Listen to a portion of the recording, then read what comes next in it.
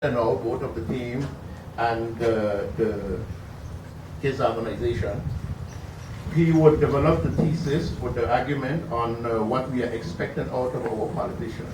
So without any further ado, I would introduce Brother James and let him develop his case. Good afternoon, fellow St.Martiners.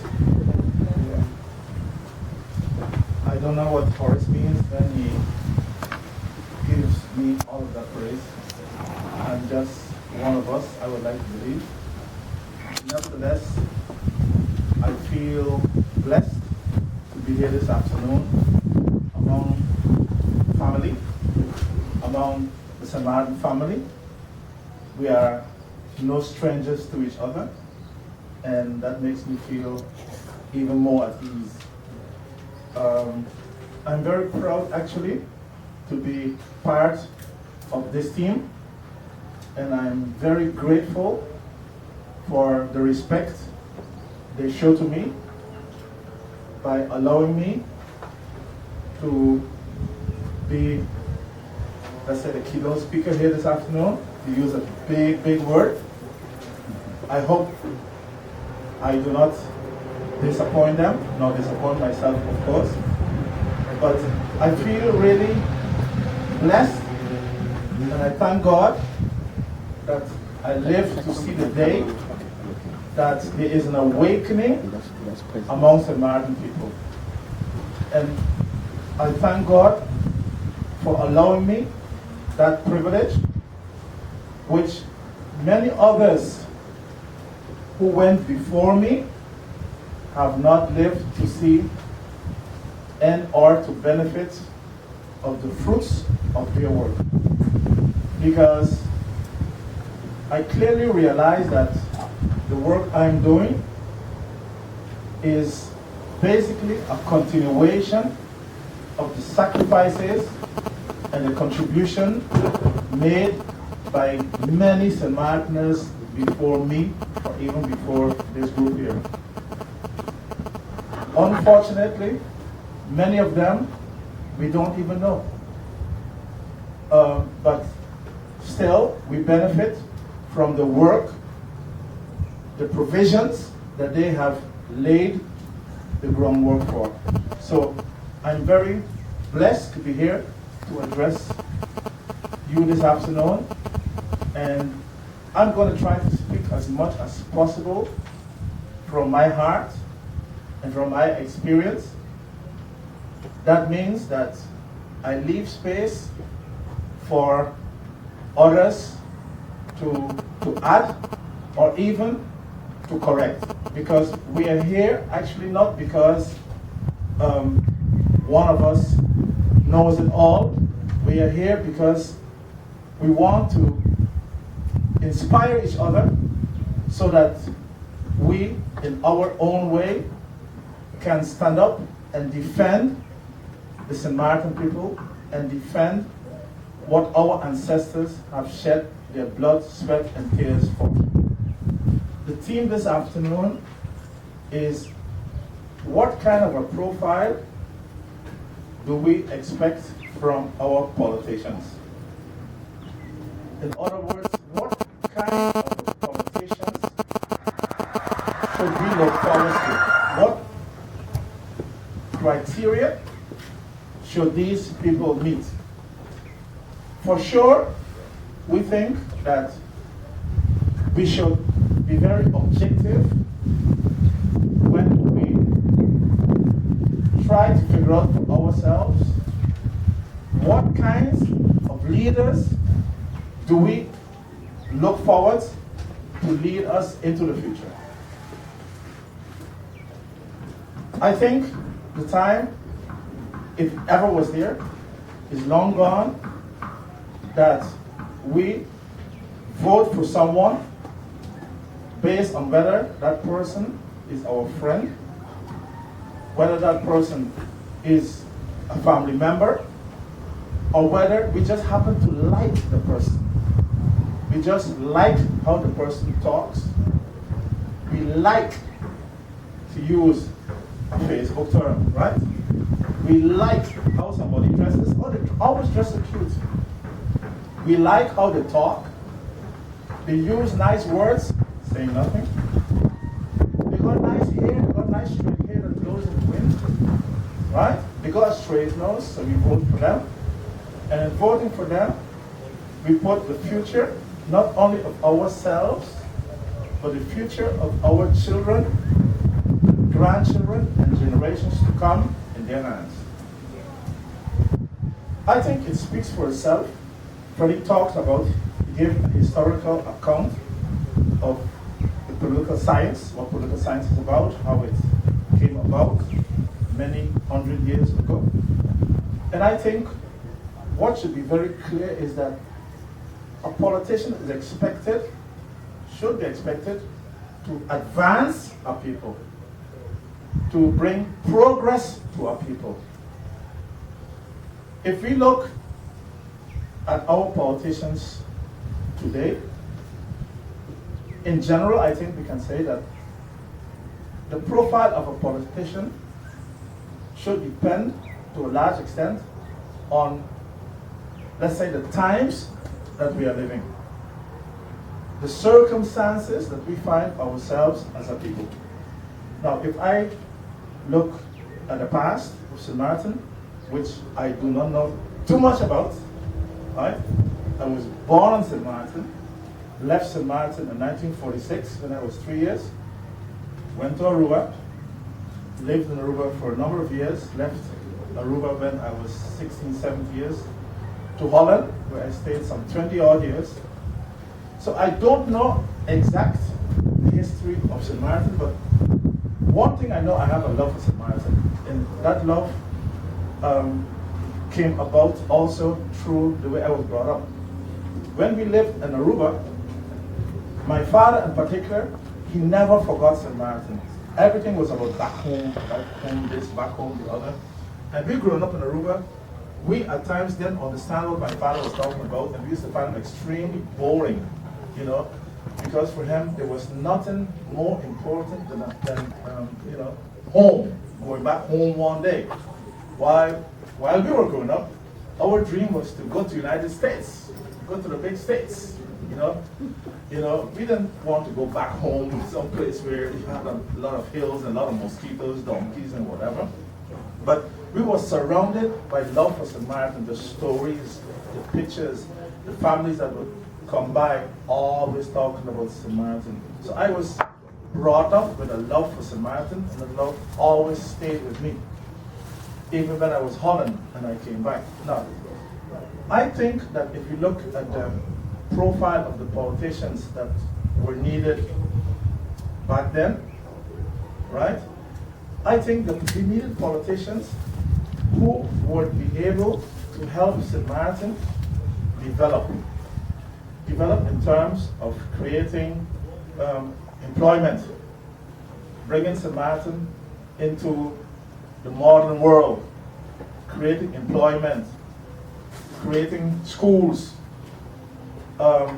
creating infrastructure. I remember when I used to come to St. Martin on vacation, the roads were deplorable. We don't even have sidewalks. Now we have sidewalks, and we see little boys riding bicycles on the sidewalks, knocking it up, and if you look to see something, they're ready to fight you. So back then, the politicians that basically the people needed were politicians who were able and capable to make that possible, who had the ability to contact and connect with developers to come to St. Martin, to bring us work, to bring us infrastructure, light, electricity, airports, transportation, education, you name it. I think the politicians we have, they have complied with that to a large extent, and even beyond. With that I mean they have focused so much on the development of St. Martin, on the need for infrastructure in particular, that they forgot the people. If you look at the situation today, and with that, the type of politicians that we think are needed for St. Martin in the future. Of course, the need still stays, the need still remains that we need schools, we need employment, we need all of the above mentioned that we talked about.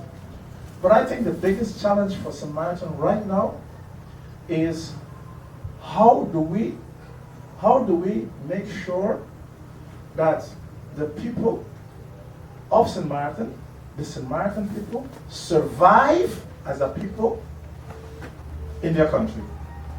I think that's the biggest issue.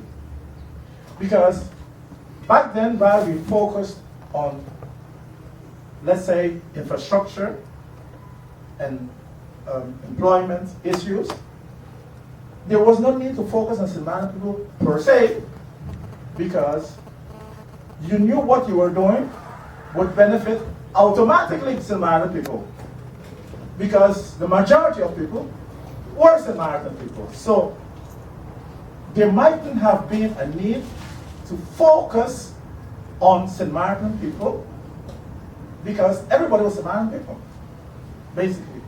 Times have changed. Because of the developments, the overdevelopments, the rampant development, St. Martin has become a magnet to all conceivable groups of people from any hook and nook on this globe. To the extent that St. Martiners now, even using the word St. Martin could get you in trouble. I acknowledge my good friend, Mr. Jeffrey Richardson here. Jeffrey, good afternoon. Good afternoon. I assume Jeffrey is here as a St. Martiner, and not as a politician. But I have to give Jeffrey credit nevertheless, because Jeffrey was guest of Lloyd Richardson this morning, and Jeffrey and Lloyd had a discussion, because Jeffrey made it very clear, basically, that St. Martin people should be recognized in the Constitution. So Jeffrey, I commend you for that. Because as I was saying, using the word St. Martiners has become a cuss word, has become something not to be proud of, but to be ashamed of.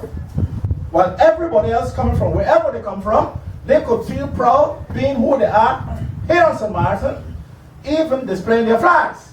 That's fine. We all know we can talk what we want.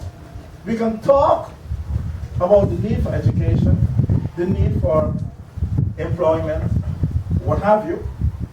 If we do not address the key issue on St. Martin, the key issue on St. Martin is, who does St. Martin belong to? That's the key issue, period.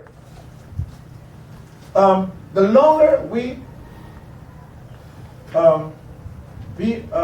let's say, we refrain from addressing that issue, the more complicated and the more explosive the situation becomes on St. Martin. Because this is a ticking time bomb on St. Martin. So the politicians of the future are going to have to find ways and means how to protect and preserve your native people, which is normal in every country, while at the same time finding a balance for respecting the legitimate rights of others. We are not talking about trumped up rights. We have enough of those. We know many people come from abroad but have never heard of any human rights to discover the human rights right here in St. Martin. All kinds of trumped up rights, and who are paying for those rights? Whether it's rights to compulsory education, is the St. Martin people.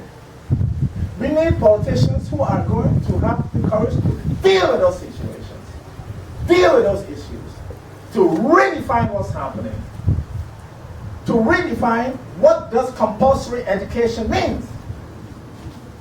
Does compulsory education mean that we have to educate the entire world while the gates are wide open for people to come in here illegally? That's a joke. So these are some of the issues that our politicians will have to address. Of course, We're still going to need jobs, we're still going to need infrastructure, we're still going to need education. But most of all for St. Martin people, and I'm speaking as a grassroots man, of course. So I suppose I'm biased, but I'm glad we're biased in that sense. Because if you have a country called St. Martin, and there's nothing St. Martin about it, then that's a joke. If St. Martin is to be St. Martin, you've got to start by identifying and recognizing and protecting your people. So the modern politician, the politician of tomorrow, can no longer be one who comes to us and we advise him, please don't come to us, talking about nice roads, talking to us about environment, if you don't make sure you protect and preserve St. Martin people, period. Out of the question. Because if you don't do that, you are telling me you are going to create a beautiful island, a beautiful future, but guess what? With no St. Martiners. Makes no sense. Absolutely no sense. We just have to look at history. We have BBs now. We have great schools. We have whatever now. But the Caribs can't enjoy it anymore because they're not here no more. Makes no sense for them. Would have only made sense if they were around still. So, we as a movement, we realize that St. Martin is at a very critical point in its existence. We have many problems. We have problems on each side of the island where politicians can't even help themselves on each island, let alone helping St. Martin people who live all across the island. So we realize that politicians, as a matter of fact, the way they are today, they're not part of the problem, they are the problem. They are the problem. And in order for us as a people to move forward, politicians have to sit down, like Jeffrey here, I suppose, listen to us. You don't have to listen to you. You listen to us. It's time that the people come together, analyze their situation, and tell the politicians, or basically what we are doing today, create a profile in terms of what kind of politicians we want. Politicians, you had your time. You had your time, you have failed St. Martin. Not personally, Jeffrey, per se, general terms. Politicians have deceived St. Martiners. When you look at the development of any country, take, for instance, the emancipation of St. Martin. We recently had the celebration of emancipation. Now, I'm talking again from the heart, and I may be making no sense whatsoever. Right? But we can discuss it after my presentation. For me, emancipation has to do with the suffering and the sacrifices brought forward by our ancestors. They suffered tremendously for us to be who we are today. And for me, anybody who turns their back on the ancestors is doomed. If you forget who made you who you are, whence you come from, we ain't going nowhere. You see? Now, our ancestors, they went through the atrocity of slavery. They fought their way out. They made many sacrifices. Right? We call that emancipation, when they were liberated from slavery. And we celebrate that every year. Now, for me, that celebration should mean a few things. One is that we remember what they have done. We remember their sacrifices. But also that we realize emancipation should mean that the blood, sweat, and tears of our ancestors have allowed us to inherit this land. They have paid the premium with their blood. As a consequence, this land is ours. Not only this land is ours, But emancipation should mean a process, a never-ending process, basically. And there's one very important phase in that process. And that important phase is sovereignty. Emancipation without that at the end makes no sense whatsoever. So eventually the idea is that we have to become the owners of this country.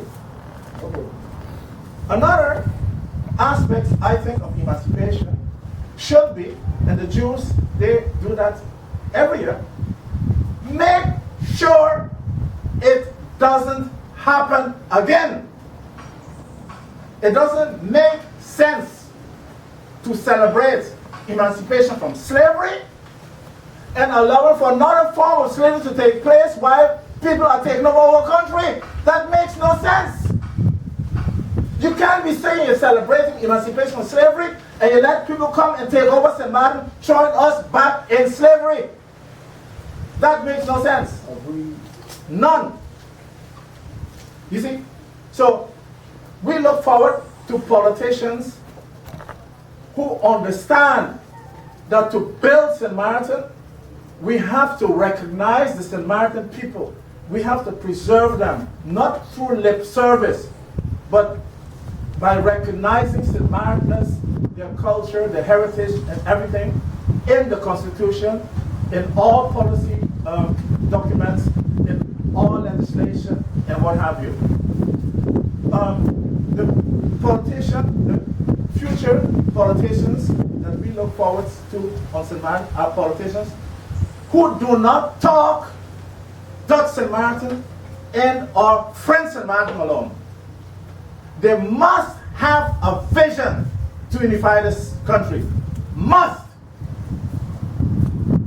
The strength of St. Martin is the unity of their people. Anytime that is broken, you destroy the St. Martin people. That's something we have over all the other people here on the island. That's our strength, and that should be always preserved. So, any politician that goes, anybody who wants to become a politician, in our books should be one who, while functioning perhaps, yes, on the Dutch side, or yes, on the French side, looks forward towards unifying St. Martin and involves St. Martiners from both sides of the island as much as possible. The St. Martiner, the politician that we are looking forward for the future, is going to be a person who makes sure that in all his policies, in everything he does, that St. Martiners come first. Of course, that person should have an idea how to find a balance between the rights of St. Martiners to come first with the rights of others, immigrants, naturalized people, to be part of St. Martin. But these are the key issues. In addition, I think it's time that we develop within our politicians a sense of loyalty to the country St. Martin and its people. We have seen the disaster on the Dutch side where politicians switch from one party to the other party, and that is based because there is no, they have no loyalty to anything bigger than self. They just look out for personal interest or party interest. While in principle, nothing per se is wrong with that, we hope that we get a new generation of politicians who let their leaders, their parties, and the country know, while we have our loyalty to you as a party, while we have our loyalty to you as a party leader, our loyalty to St. Martin people supersedes both of those loyalties, period.